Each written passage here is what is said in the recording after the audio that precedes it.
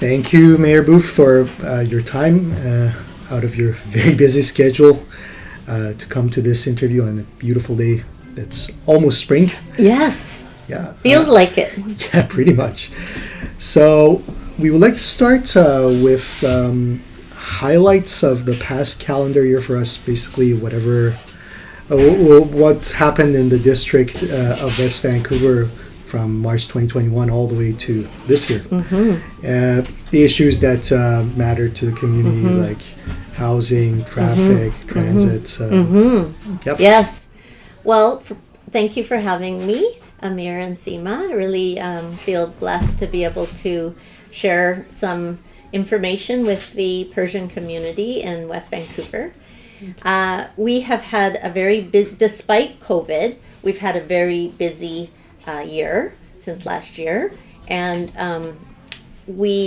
council does a strategic plan, you're probably aware of that, which has 6 very high-level goals around housing, transportation, social well-being, local economy, municipal services, and climate change. And then under those we have about 30 objectives. We just updated our strategic plan last fall. We do it every year. And we're making a lot of progress on a number of fronts. And I think that people are very interested. The number one issue on people's minds in West Vancouver is often traffic and congestion. And I'm the chair of a partnership of all the North Shore municipalities, the North City and District of North Van, as well as the 2 First Nations, and it's called North Shore Connects.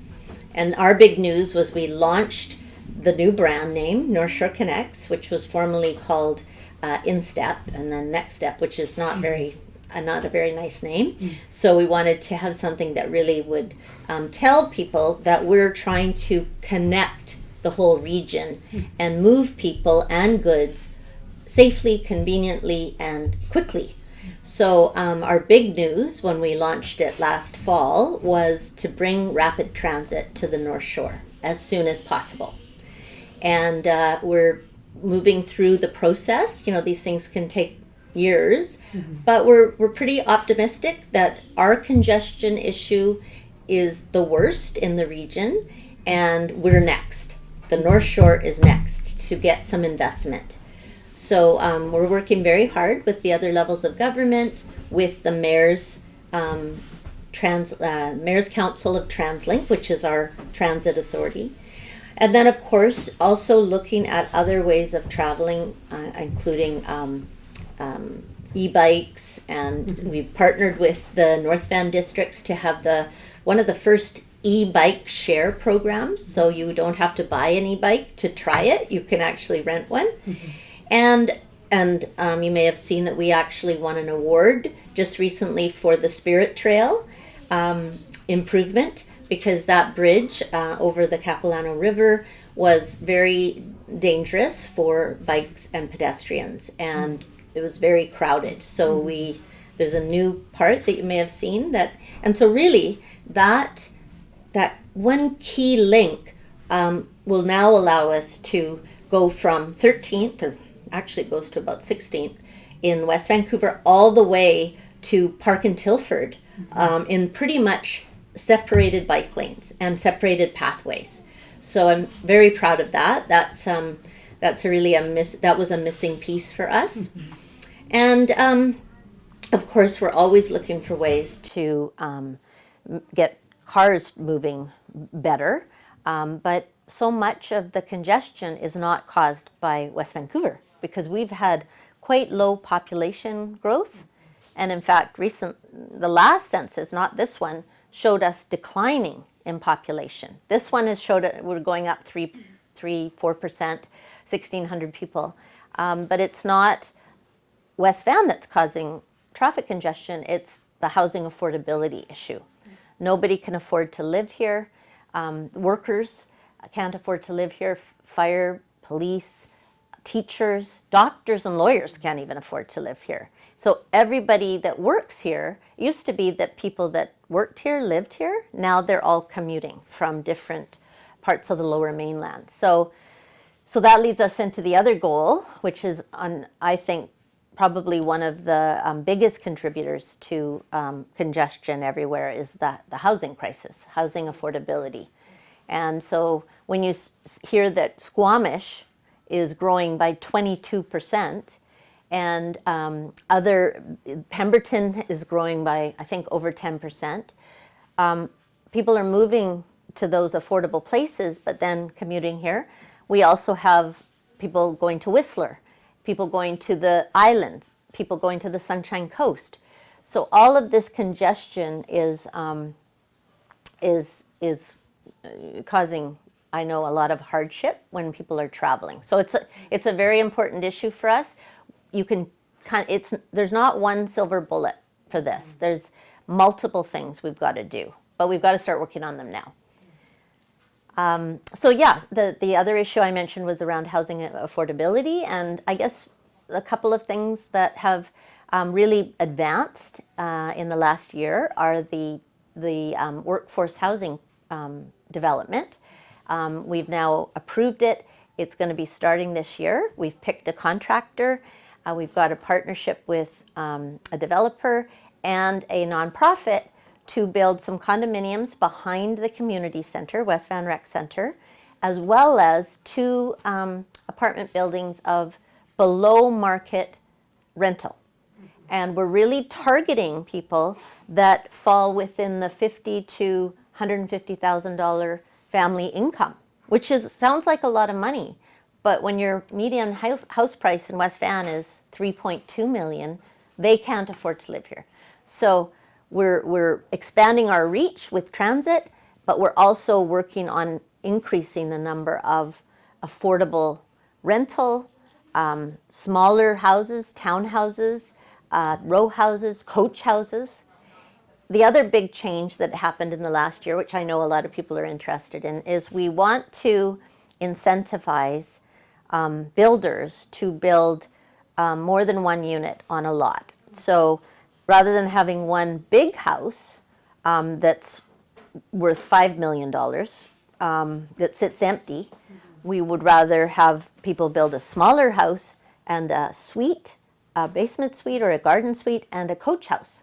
So we reduced the allowable floor area ratio on a lot, and we're making it easier for people to subdivide the lots. So you get smaller houses, which by definition are going to be more affordable. I mean, it's a spectrum, and we need all sorts of housing, including seniors housing and families and young people. We virtually have no young people between the age of 25 and 40 in West Vancouver. We have a big seniors population. We have half the number or proportion of children that Vancouver has. So this is a problem. This is a problem for our local economy because you see businesses closing, and we want those services to stay here. We want our restaurants and our dry cleaners and our arts facilities to stay here. But if you have a shrinking or aging population, it's not enough business especially people on fixed incomes. They're not spending money like younger people are. So the local economy is also very important to me. How can we bring business here, support business so that it thrives? And I think we have so much to offer in West Vancouver. The waterfront is incredible. It's probably the best waterfront in the region, and people love our seawall. And so we need to invite and welcome visitors and get them to stay.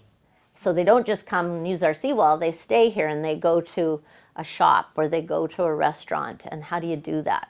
And I think we have an opportunity around arts and culture. So anyway, those are some of the things that have been happening in the last year, and I'm happy to answer. I've noticed I've been talking most of the time. I'm pretty passionate about the work that we're doing. Thank you very much. I appreciate that. Actually, you kind of answered our next question, which was about affordability, especially for young families. I understand you mentioned that there are projects for rental, affordable house for renting. But how about affordable housing for younger family who some of them even grew up here, or like other multi-family projects actually? Do you think that, in terms of the council's approach to these projects, how do you assess the pace of approvals for projects? I mean, I know that everyone has different opinions on whether you're too fast or too slow, but what's your assessment in terms of pace of approvals? Well, it's interesting because I've lived here over 30 years. My husband grew up here. A lot of people thought of West Vancouver as a kind of sleepy bedroom community. You just work downtown, you come home to your single family house and you sleep here, but you do all your entertainment and your work elsewhere. And that, I believe, has to change. Well, for one thing, it's getting tougher to travel, and people do want to stay in the community, but the single family houses, we have 65% of our housing stock is single family, and 25% is older high-rise apartments, and we're missing that missing middle. And we talk about it in terms of housing, but we also talk about it in terms of demographics, and we are missing that 25 to 40-year-old young families. And so we need diversity of houses. And we approved last year as well. I think it was last year, maybe it was the year before, adding 10 extra floors to Park Royal. And those will be all rental buildings. But we thought we get one chance to do this, and another 5 floors on the 2 towers really hasn't impacted the community. It's where our best transit is. It's where jobs are. So we recognize that we need about 250 units a year to meet our estimates of what the population is going to be. And that's in our official community plan. So 200 units a year, 50 of which should be rental, and smaller units. And another good example is out by Horseshoe Bay. In fact, it's on Monday's council meeting. It's called Talentless Gardens. So they're taking 4 lots, and there was a church there that the diocese sold, and they're going to put 10, they're proposing 10 townhouse type houses there, which by definition, again, will be less expensive than a single family house.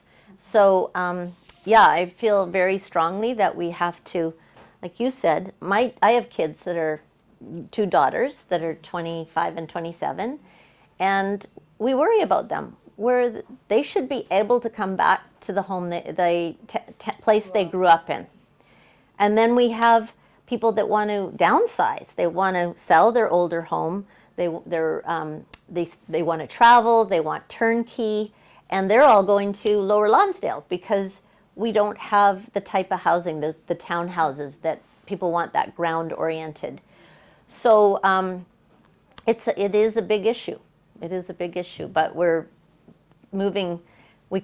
So what I was going to answer your question, Amir, there wasn't a lot of change in West Vancouver for many, many years, and we didn't have a lot of staff.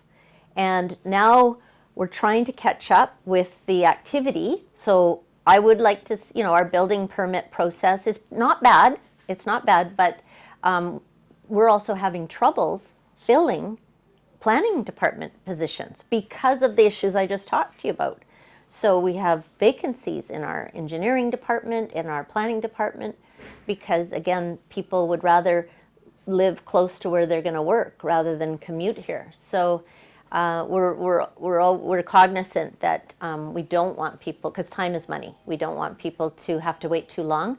But we're not doing bad. We were at about 12 weeks, and I think we're kind of got down about 16 weeks to process. But there's a lot of activity. That development, or the initiative about reducing the floor area, was called the Neighborhood Character Working Group. And there were some other issues that we were dealing with as well.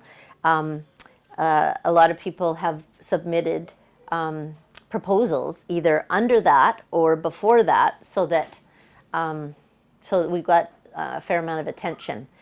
But the good thing that's coming out of that that I'm seeing is that people, if the house is slightly bigger than what you can build, they're going to keep the house now and renovate the house rather than tearing down the house, which from an environmental perspective is also good, right?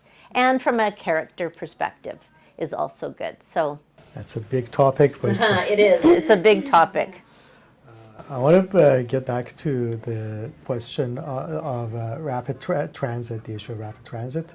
So it was, we saw in February that all three North Shore councils throw their weight behind the proposal for a rapid transit connection to the North Shore.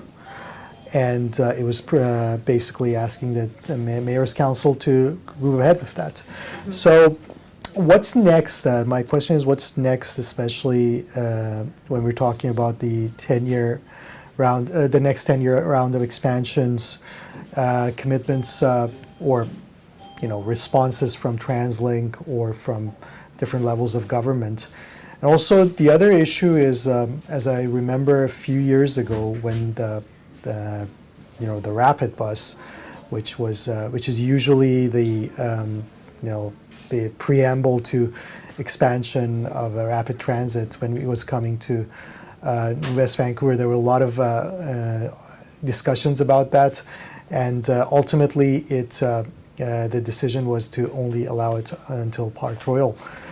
Is this, in your opinion, is this also going to be the path for, Park Royal is going to be the terminus station, or, and the other question is, when the district rejected that, is this a change of heart to ask for something bigger and better?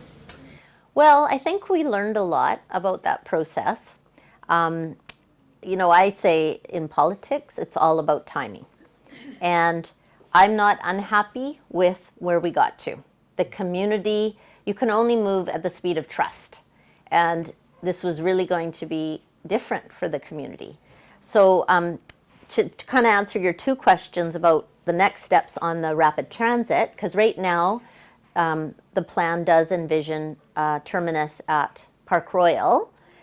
But that doesn't mean that down the road, if the community wants it, which I do believe at some point the community is going to say, why is it stopping at Park Royal? We wanted to go.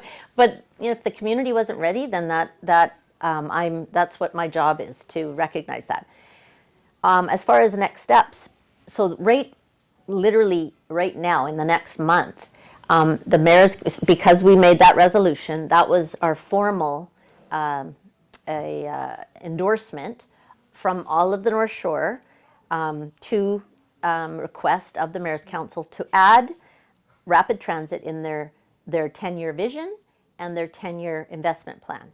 And then with that investment plan, they can go to the other levels of government to fund that 10-year investment plan. Now, there are other competing priorities in the region.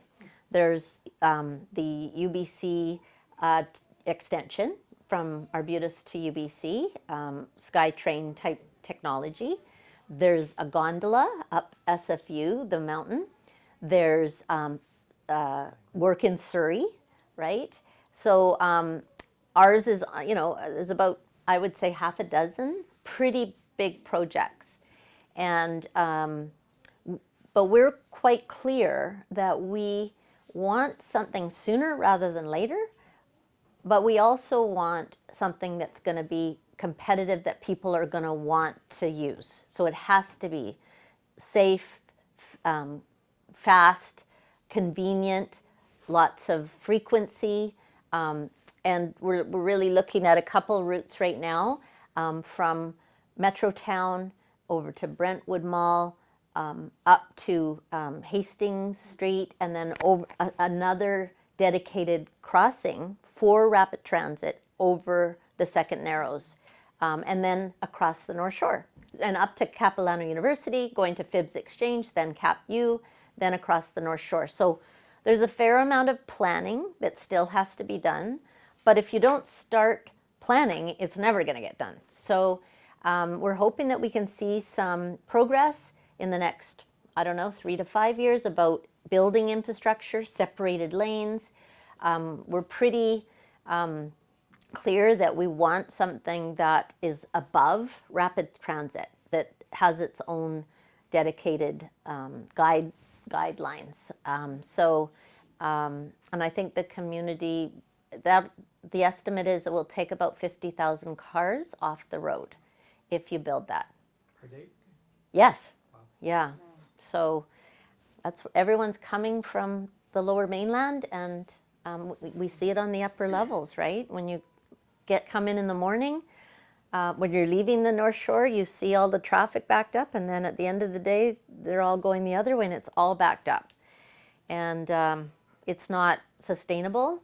It's not good for our social well-being, and it's not good for our economy. Okay, thank you. Okay, we're gonna change the subject a bit here. It's more than 2 years, like over 2 years passed since the shooting down the Ukrainian plane. And we know that we have a considerable and significant Iranian population here. Considering this, we and also families of these victims, and also the whole community would like to build a memorial, basically a monument honoring the victims of Flight 752.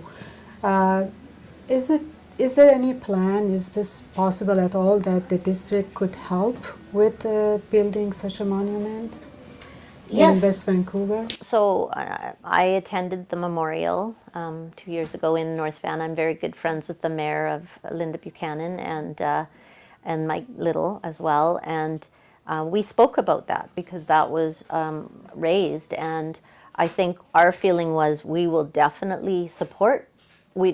I think it has to be, and I think that the thinking at the time was that some time needed to pass to really put, you don't want to rush this, but we're really obviously looking to the leadership of the Persian community to come up with the idea.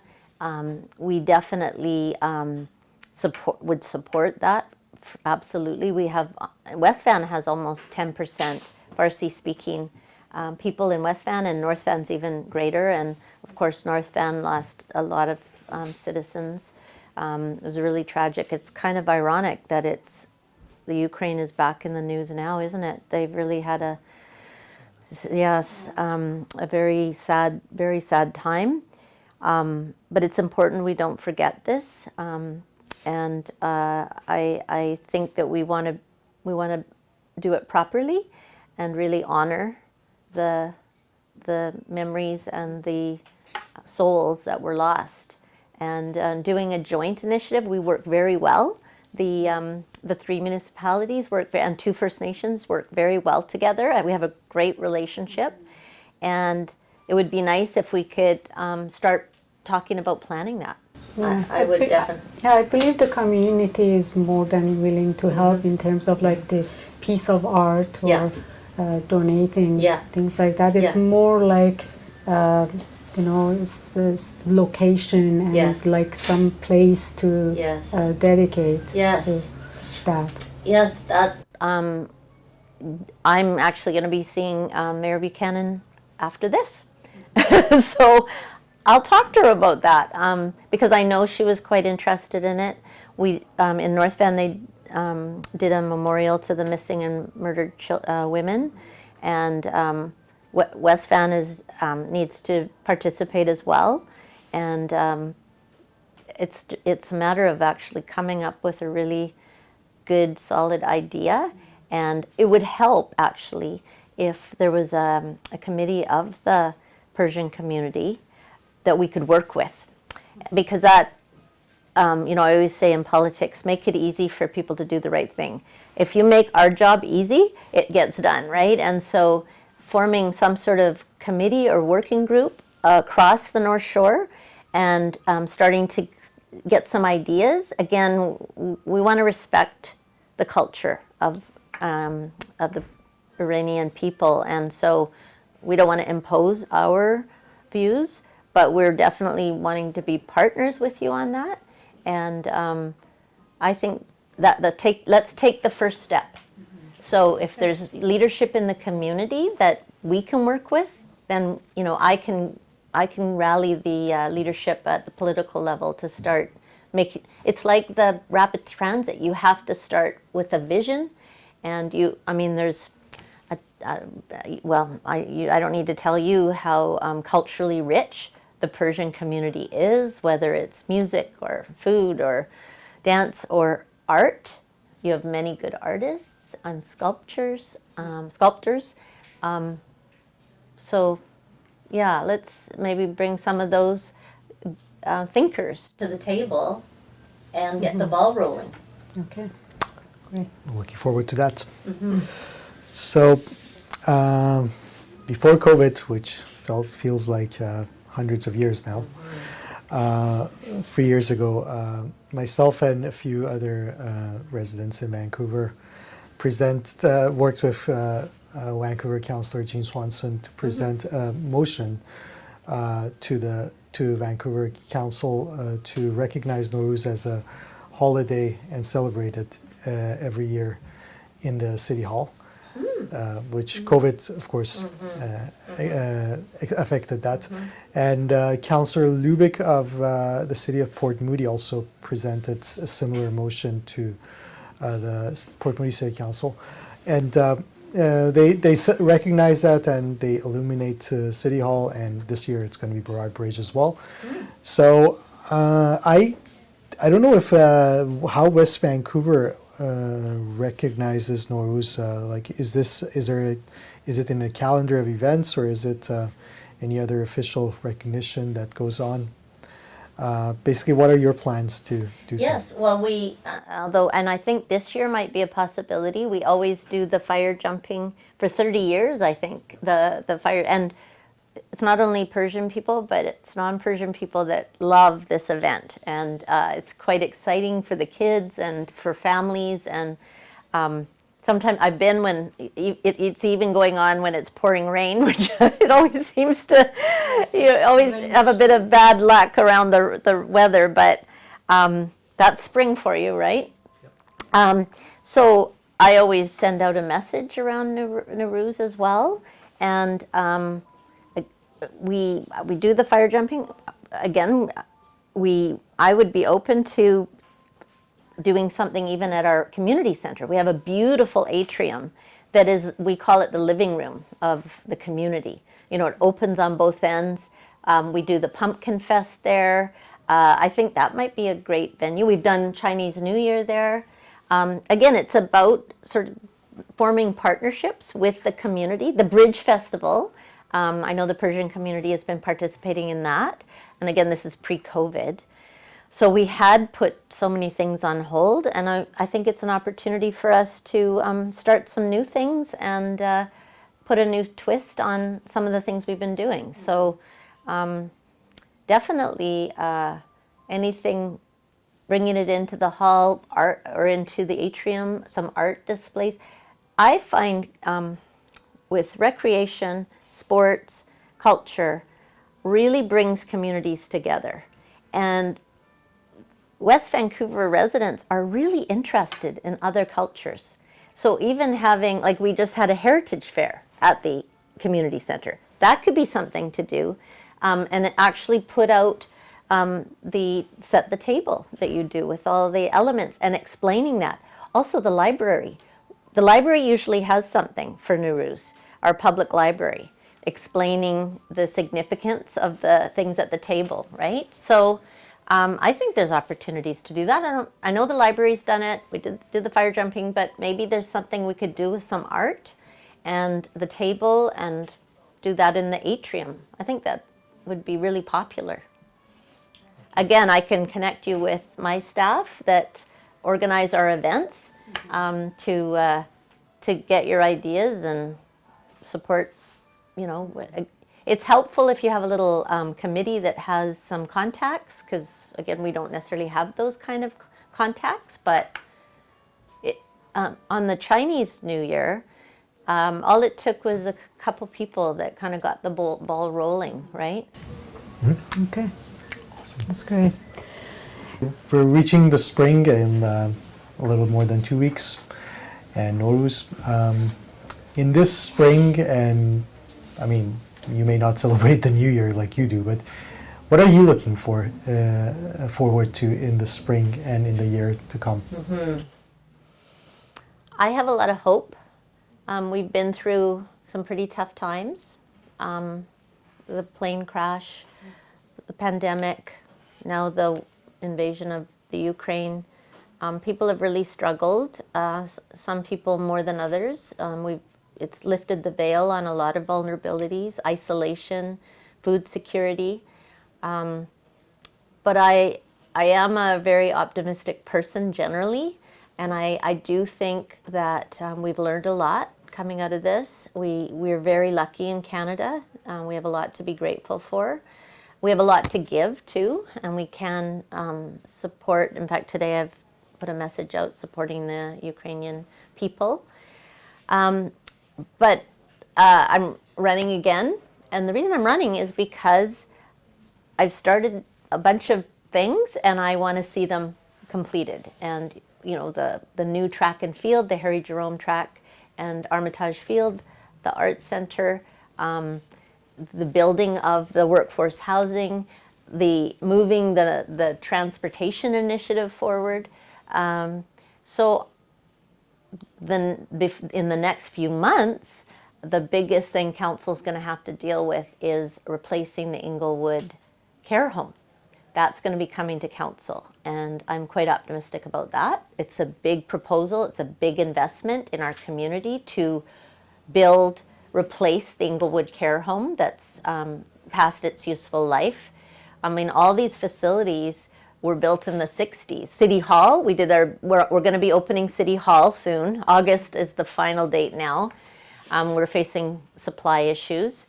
So I think that we've laid a lot of groundwork, and I think there's going to be some really exciting changes that we're going to see in the community. So I'm looking forward to those. I'm going to buy the last 2 houses on the waterfront. So that will open up our waterfront. It'll be a public access to our waterfront. I mean, that's just what an amenity for residents to have, to be able to go down to the water. It's not privately held.